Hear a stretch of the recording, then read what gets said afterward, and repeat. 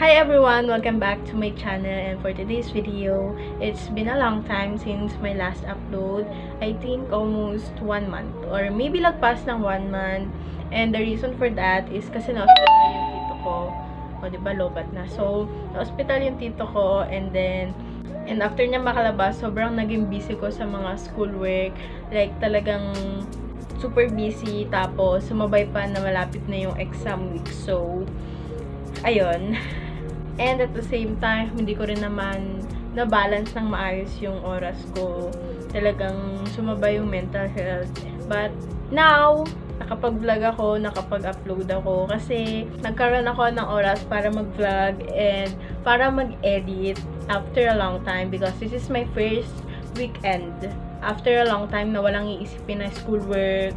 Ganon. So, ayun lang. Yung mga susunod na clip na makikita nyo is sa hospital na siya. But before that, Friday, bago mangyari yung mga clip na yan, Friday is umuwi yung tito ko na galing sa palengke kasi naghahakot sila ng gulay. Then, nahirapan siya huminga. So, yun, pinainom namin ng tubig, tinapatan namin electric fan, pinahinga namin sa paper bag. Yun, we do everything. Pero guess what? Walang nangyari. So, we decided na dali na siya sa Carpa, sa isang public hospital dito sa amin. Hindi muna kami agad pinapasok sa hospital. Pinag-stay muna kami sa labas ng hospital. May tent naman doon, may isang bed, tapos may isang chair. So, doon lang muna kami hanggat hindi siya natetest for COVID, which is yung RT-PCR. So, kinabukasan, Saturday, umaga, kinuna na siya nung sa ilong. And then, ayun, that's for RT-PCR. So, Sunday ng madaling araw, I think around 12 or 1. Basta yun, madaling araw. And ako yung bantay ni Papa nung oras na yun. Papa yung tawag ko sa tito ko, so ako yung bantay niya. And nagsasalitan kami ng bantay nung pinsan ko, which is yung anak niya. And natsyempohan na lumabas yung RT-PCR, ako yung bantay. Ayun, ako na yung bantay niya hanggang sa makalabas siya ng hospital. So, yun, pumasok na kami ng mga 1 a.m. I think mga 1:45 yun. I'm not sure, or 12:45. Pero, yun. Sinundo na lang kami. Tinulungan kami magpasok ng mga gamit. And then, ayun. Ito na yung mga sunod na nangyari.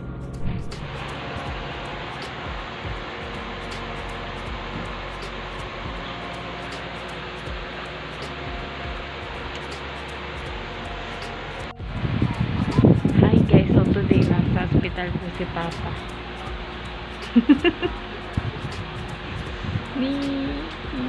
Upload ko yan sa YouTube.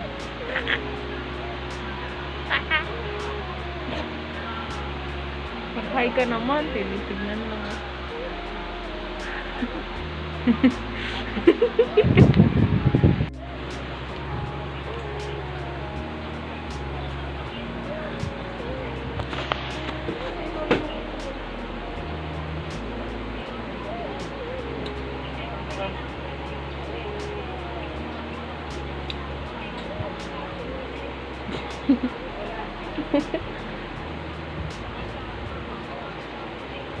Bye.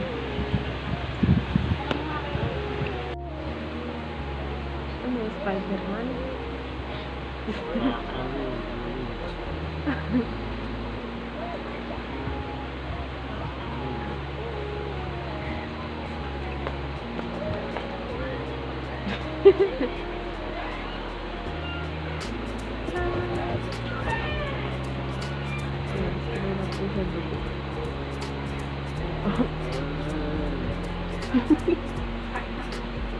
Bye-bye.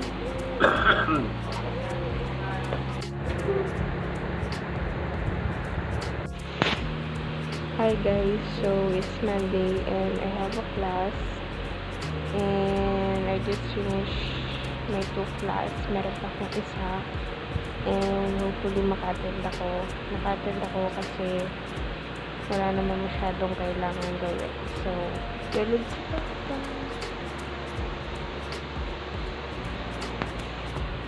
So, see you later. Ano?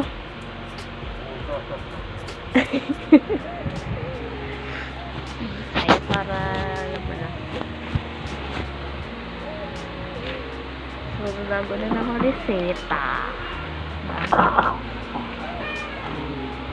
So, Papa, bababa lang ako dun. Sana ano yung sinapapa? Ano? Sama ko dyan, sana yung sinapapa. Ito ba yun? Okay. Ito yun. Ano yun? So, parang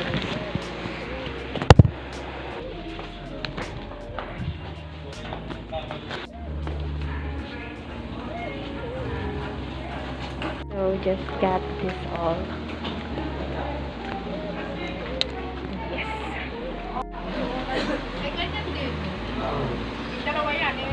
Ere pa yung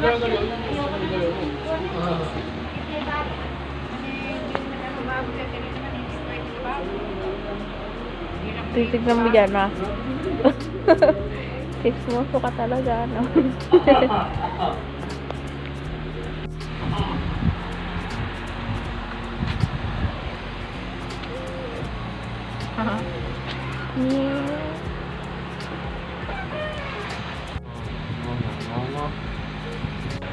Pauwi na po kami ni Papa. Ayaw pa niya umuwi. Na-enjoy po. Ba't gano'n malabo yung camera mo? Oh, di ba madumi?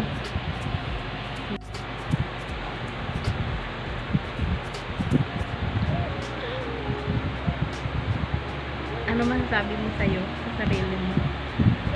Aray ko! Hindi na masasabi mo pag umuwi ka na sa bahay sa tawagan ko. Ano mo sabi sa sarili mo? Ano sabihin ko? Ano sabihin mo? Mag-isip ka. Tumaba ako.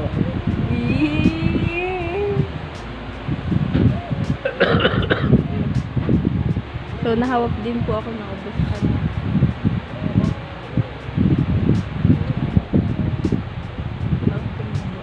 Shit! Tugo. Tagal naman nila, kuya. Eh, pumunta ko sa inyo. Alin? Sa nurse station.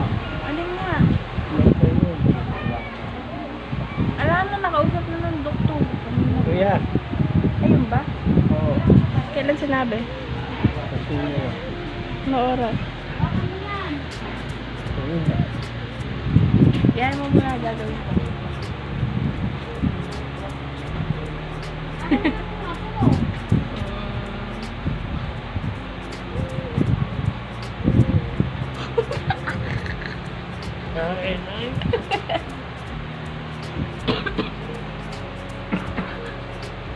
Di ba?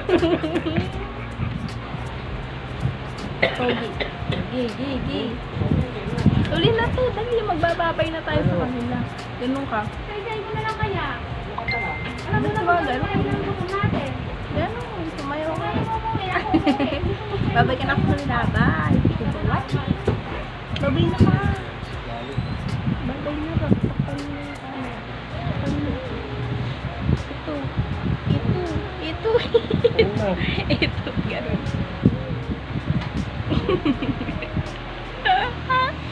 Okay guys, so sana hindi kayo naguluhan sa explanation ko kanina sa intro. Ayun lang, hindi ako nakapag-vlog ng talagang full day sa hospital. Talagang siningit ko lang yung pagba-vlog that time. Yun lang, yun yung mga nangyari. And then, yun nga, like I said kanina, sobrang naging busy ko sa schoolwork. And, yun, kakatapos lang ng exam week namin. So, Monday, which is bukas, it's the start of second quarter. And I really hope na makapag-vlog pa din ako kasi gusto ko na kahit nasa stress ako sa mga schoolwork, at least nagagawa ko pa din yung gusto ko, which is vlogging. Nagagawa ko pa rin yung hobby ko. Ganon. And although walang nagtatanong kung bakit nawala ako sa YouTube ng ganon katagal, mga 1 month, I still wanna share this kind of happening in my life para if ever na mapanood ko siya in the future, at least I know na kung bakit wala akong upload. So, Nika, no, wala kang upload ng isang buwan dahil dito, ha? Iha, no? And I promise to myself that I'm gonna do my really best para makapag-upload na ng sunod-sunod, at least once a week. Kahit na magsa-start na naman ang panibagong quarter bukas. So, ayun lang. Kung nakaabot ka man sa part ng video na to, don't forget to like and subscribe to my channel. And I'll see you